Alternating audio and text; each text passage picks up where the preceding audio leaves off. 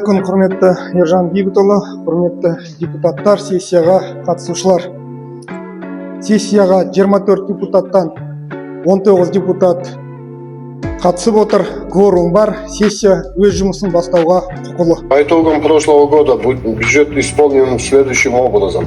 Доходы исполнены на 97,3%, поступление составило фактически 191 миллиард. Осы ағымдағы жылда бір қатар іс-шаралар жоспарлаған екен. Солардың нәтижелері бойынша депутаттық корпуспен тығыз жұмыс істеуіңізді сұраймыз.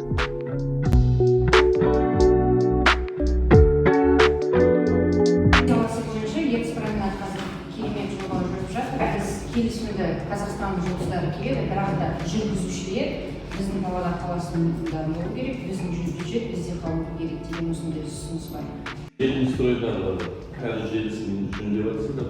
Сол жерге енді құдықтарды жөндесеңіздер, өйткені тұрғын үйлер соған қосылуға сол үшін керек.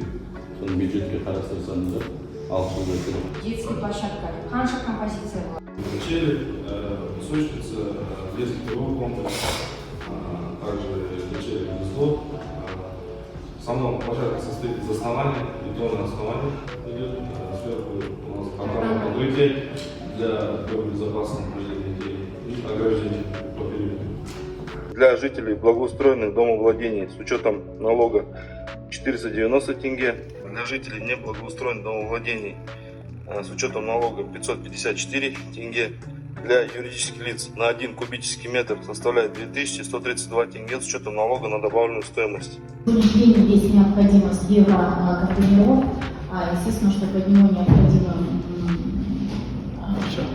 площадки, необходимы автопарк для этого специальный и обновление оборудования. Мы ездили, заезжали комиссионно. Я думаю, что необходимо поддержать. Большое вам спасибо за поддержку. Все вопросы, которые сегодня вы выносили, это вопросы, непосредственно поднимавшиеся на регулярных отчетных встречах.